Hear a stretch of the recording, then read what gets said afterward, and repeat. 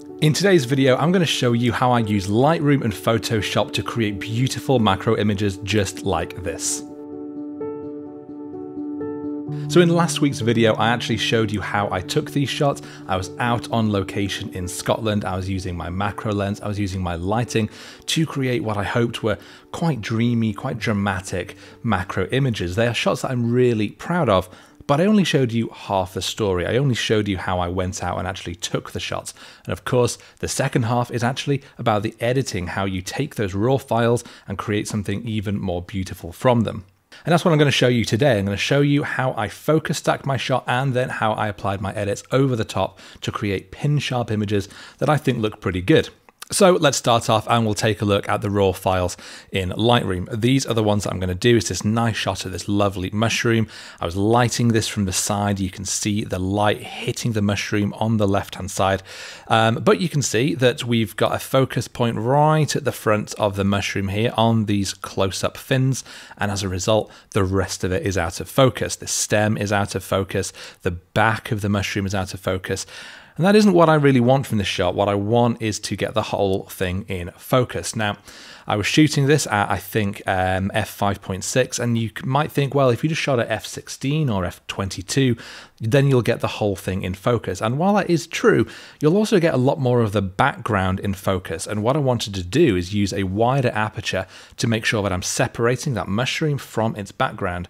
But by using focus stacking, you still keep the mushroom actually nice and sharp. So the shots that I took 8 in total. And as you can see, if we just go through, this one's focusing at the back and it's getting steadily closer towards the front until everything is nice and sharp. I did a couple of run throughs, I think, just to make sure that everything was pin sharp. This one right at that front edge is really, really sharp, but obviously it falls into out of focus in the background.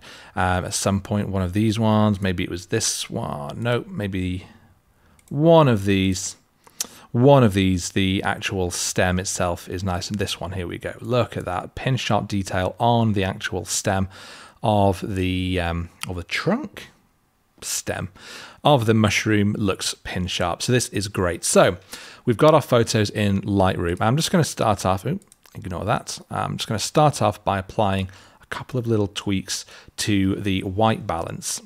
Something that we can do in camera first of all. I'm going to cool it down. I'm also going to increase that magenta a little bit. I'm just going to slightly bring down the highlights a tiny amount, -10. Slightly increase our shadows before and after. That's just correcting some of that color cast, which I didn't really love the look of. Now that's done. On the one photo, I press Shift, select the rest, right click on that first image, develop settings, and then sync settings. Just check all, synchronize, and then that will just paste those settings across all of those photos. You need to make sure that you've got the same settings on every photo, otherwise when you come to blend them together, you'll be blending a bit of a mushroom that's one color with another one that's another, and it won't quite work out exactly as you want to. This way, they're all the same photo. So now, with them all still selected, I right click, we go Edit in, and down here, Open as Layers in Photoshop. And this will usually just take small amount of time to load all of those images as a layer, so have a coffee handy. Okay, so we're there. This is all of the images stacked down here on the right. So let's start off by selecting them all by holding Shift and clicking, selecting all of our layers. And we'll go to Edit, Auto Align Layers. Now, I didn't use a tripod for this, so there was some movement. My camera was literally just sort of balanced on the floor. I think maybe I sort of put my coat under it. I can't quite remember. So there is a little bit of movement between each shot. And even if you're using a tripod, you can still get a little bit of movement. There can still be some slight tweaks in the frame as you change your focus. So aligning those layers is just a very, very good starting point. It'll just make sure that everything is perfectly lined up. And as you can see, it has had to shift some of the frames slightly to line them up. So we do have this sort of odd line around the outside, but that's fine. We're going to crop in and get rid of that, no problem. First of all, though, we need to do the actual stack, the actual focus blend. And so we go to Auto Blend Layers, make sure that Stack Images is ticked, and we press OK. Okay, there we go. There is our focus stacked image. And actually, Photoshop has done a really, really good job with this one. It's combined all of those lovely sharp layers. We've got all of those fins nice and in focus from the front to the back, including the stem. And this is exactly what I mean about not using like F22. We've kept that lovely depth of field. So all of that background is completely blurred out. And it's that that's helping the mushroom really stand out in this image. But we've stacked it up so that actually the whole mushroom is in focus as well. So it works really nicely. So I'm just going to deselect that edge. And actually at this point as well, I'm just going to go to layer and I'm going to flatten the image. We don't need all those layers now. Our focus stack is done. It looks great. And so we can basically just consider this our starting point for the edit. As always, I duplicate my background layer so that I've got that original file to go back to. Let's just have a zoom in and have a little look. It's done a really, really good job. There's loads of detail on here. There's the odd little spot, like there's a slight strip here, if you can see, where it isn't quite in focus. I think maybe I just didn't take quite as many shots as I should have, so maybe I slightly missed these fins being in focus. So that's a little bit of a shame. That's more on me than it is on Photoshop, so that's fine. And there's a little bit of sort of ghostly blurring around here and a little bit here, but honestly, I don't really think it's anything that you'd ever notice. If you look at that full screen, I don't think you particularly notice that. I'm not bothered. I don't think it's a real problem for my shot. What I do want to do, though, is address a lot of this sort of general detritus that's fallen onto the mushroom, because I do find it quite distracting. And I did try and get rid of some of this when I was actually shooting, but for the most part, I end up finding that by trying to sort of gently brush off these little bits of dirt and fallen leaves and stuff, you can end up damaging the mushroom. So in this instance, I didn't want to go too far, and I'd rather try and take care of that in Photoshop instead. But of course, it's very easy to do. I'm going to take my spot healing brush, use a small brush size, and you can just click over on these pieces of dirt. Photoshop does its business, just magically removes it. Now, there is, of course, an argument about what you should or should not remove from a shot, particularly a natural shot. And for me, I don't mind removing this kind of thing because this is dust and dirt which has fallen on it. This is not a permanent part of the image. It's not like I'm taking out another mushroom, or even worse, adding in another one in order to create a fake scene. This is like dust and dirt that I could have brushed off, but I'd just rather do that in post in order to protect the mushroom itself, in order to not damage it, both for my own shot, and also I just don't want to damage nature. I don't want to damage the things that I've seen there. So I think this is fair game. There's probably plenty of photographers who would argue with me on that, but you can let me know your thoughts, your preference in the comments if you think I'm going too far by taking this stuff out. Basically, this is just a case of going around, clicking on these areas with the spot healing brush. It takes a while, but the longer you spend, the better of a job you'll come out with. So without boring you for hours on end, I'm going to skip ahead until we've pretty much finished the cleanup. So I've done most of the cleanup on the top of the mushroom. If we just turn that off and on, you can see the difference. Before, it's covered in dust and dirt and bits of debris and whatnot, and now it's much cleaner. We've still got a couple of things that I do want to address though. We've got this sort of big hanging little bit of dead leaf on the back, and over here we've got another little bit of something falling over there. So the way I'm going to address this is by using the clone stamp tool. I'm going to start by taking a reading over here by pressing Command or Alt and clicking, and then dragging that over here, lining it up, and we're just going to start painting in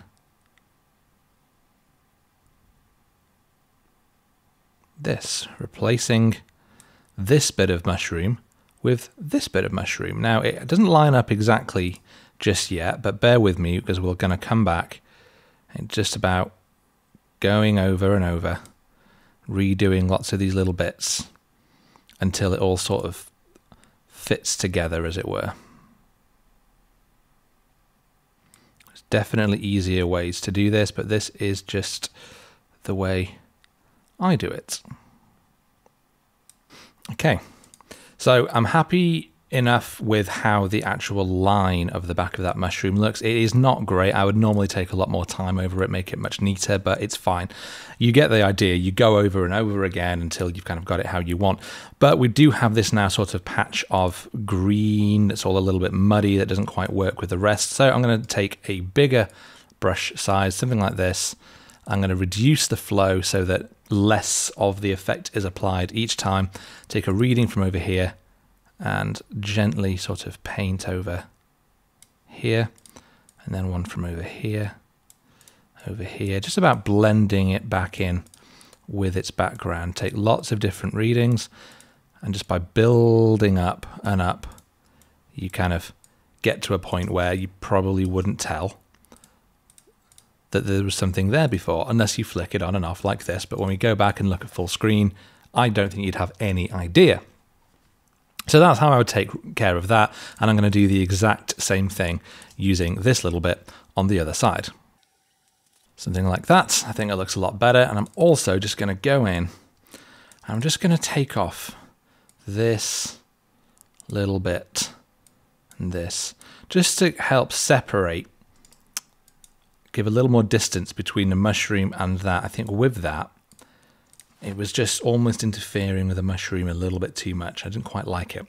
That's the cleanup, and already I think just by doing the focus stack and the cleanup, we've taken a raw image that was nice enough, and we've already made it much more professional looking, much more interesting. I think this would catch your eye in a way that maybe one of the raw files wouldn't quite so much. But it's at this point on when I'm going to start actually applying some different colors. I'm going to start doing what I call like the main edit, when it gets its real look.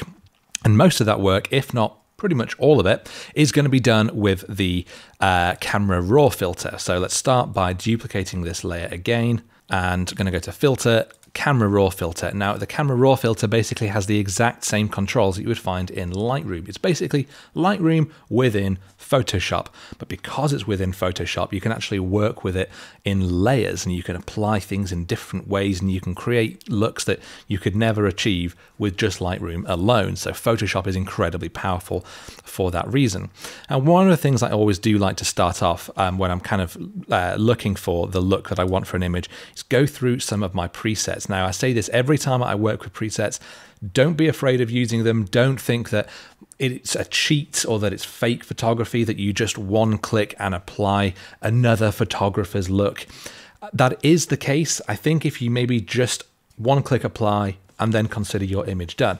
But that isn't what we're going to do here. The way I like to work with presets is to use them as great inspiration, as a really good jumping off point. In this instance, you can go through, and I really like these colder looks. I love the kind of blue that we've got in here. Oh, I really love the deep emeraldy green that we're getting from this one. And you can kind of go through, and you might take your image in a completely different direction. I love this A9 RAW, what it's doing to the image. But the way that I'm going to work, first of all, we're going to go with A6 RAW half. And I'm going to go back to the standard controls, like the ones you'd find in Lightroom. I'm going to bring those highlights down slightly. I'm going to bring the shadows down as well, because at the moment, if we go too high, everything becomes a little bit HDR. It loses some of that nice drama that I created by using the light. So I don't want all those shadows to be visible. I want some real depth. I'm going to bring them down. -30, I think, looks nice. That's pretty much it. The saturation is being brought down slightly by that preset, and I like that. But I'm going to change the colors even more in the color mixer. Now, I do a lot of my work in the color mixer by changing the hue, saturation, luminance of those individual colors. So let's start off by grabbing the yellow hue. Let's bring that down. Let's just pulse it up and down, because where it was before, if you look on top of the mushroom in particular, up around here, it's kind of a sickly yellowy green, and I don't really want that. What I want is a much more deep tone, a more orangey tone. So as I pulse that up and down, you can see what it's doing. It's taking it from greeny yellow into orangey yellow. We don't want to go too far. Down here is a little bit much, but somewhere around -30 I think is perfect. And those greens, to balance it out, I actually want to take much higher up. I want to take that into +30. Now, right now, I think that those greens look very, very fake. They look very oversaturated. So I'm going to go into the saturation, bring those greens right down, like far down, really far, somewhere around minus 60 even. So we've got that nice kind of emeraldy color, but it isn't so overpowering in the scene. Let's go to our luminance now. I could maybe add a little bit of a, you know what, I don't think it needs any brightness to the greens, maybe +5. Those yellows, just a touch. What about the orange? The oranges I'm going to slightly bring down. I don't really think there's much of anything else. I don't imagine there's a lot of blue. There's a little bit on the stem. I don't imagine there's a lot of purple or magenta either. No, that's fine. Let's go to our hues again. And with the orange, I'm going to bring it down just a touch. If you go too far, it goes pink, it goes weird. I don't like it.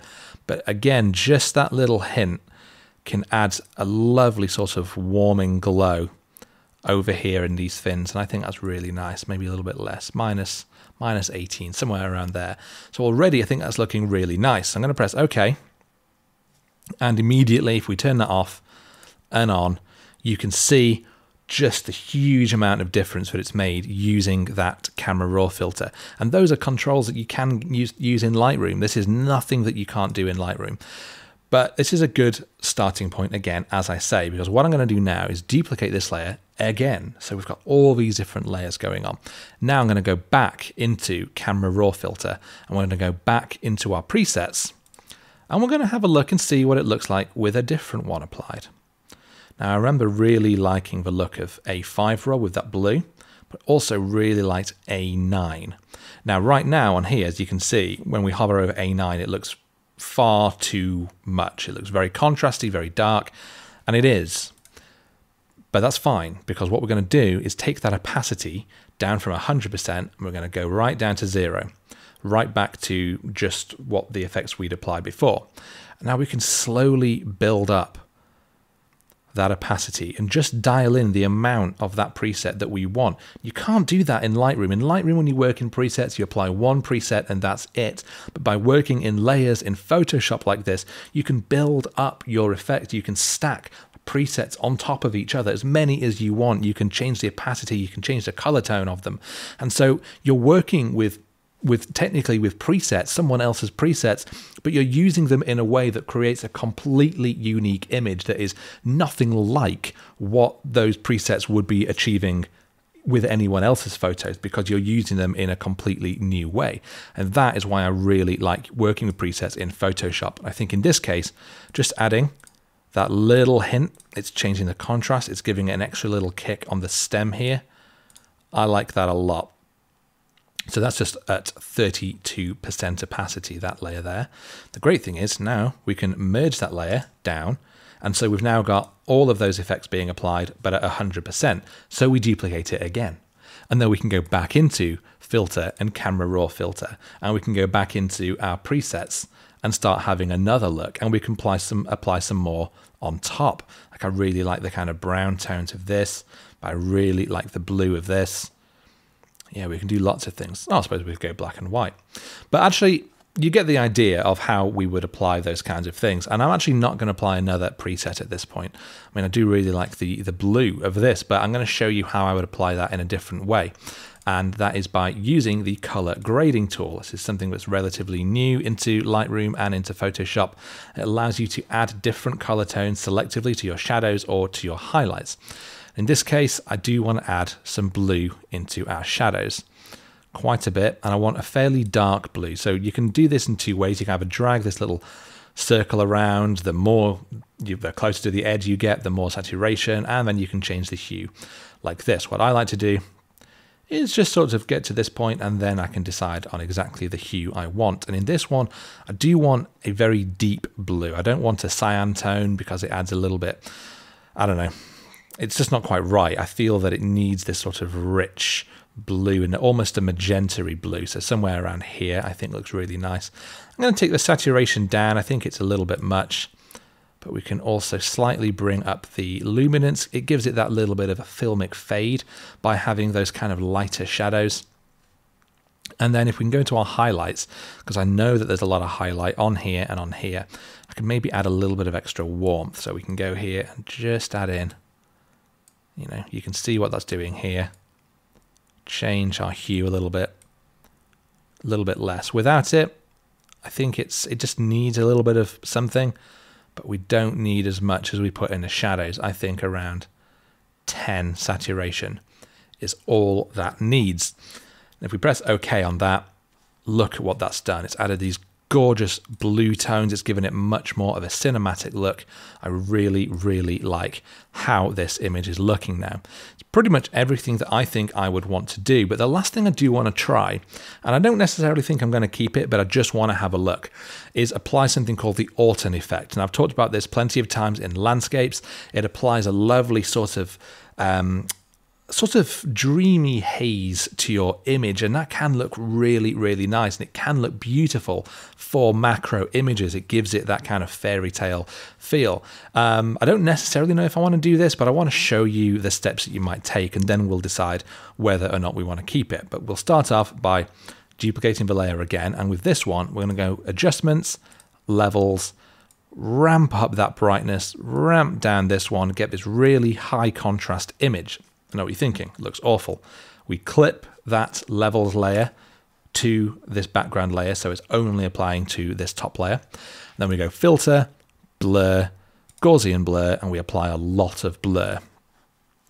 And it looks terrible, but here's where the magic happens. You grab that opacity, ramp it back to 0, and it's gone. And then you just apply a few percent, and watch as we build up that effect. Look at this haze we're getting. I'll zoom in a little bit and just turn that off and on.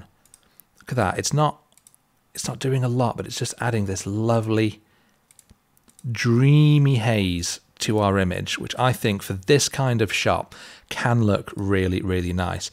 It quickly can get out of hand. Look at that. At 30%, it's gone very, very weird and dreamy. It looks like a digital effect that's being applied. But I think somewhere around maybe just 5%, it might be too subtle to even tell, but it's just giving that slight soft feel to it. And sometimes that's why I like to use it, because digital cameras with their high resolutions can sometimes look really over sharp. And sometimes adding in this effect can just soften an image, soften some of those harsh details. And I think that's exactly what it's done here. Turn it off and on, and I think that looks really, really nice. And that is everything that I want to do to this image. We have taken this all the way. If we turn these layers off, this was pretty much our original shot. We've done the focus stack, but we've got all this debris and this detritus over the top. We've cleaned that up by using the spot removal tool and using the clone stamp tool. It's given it a much more polished professional look. Then we've gone in with some of our color grading. Then we've gone in with some additional color grading, and we've added in those blues into the shadows. And then finally, we've added our Orton effect. And overall, I think that's a really, really nice looking image. I do hope that it's been helpful to see how I would go about taking my raw files on location through to seeing how I would stack them together to get my pin sharp focus and then to apply my look on top. If you have enjoyed this video, do please hit that like button, consider subscribing to my channel if you don't already, and I will see you next time.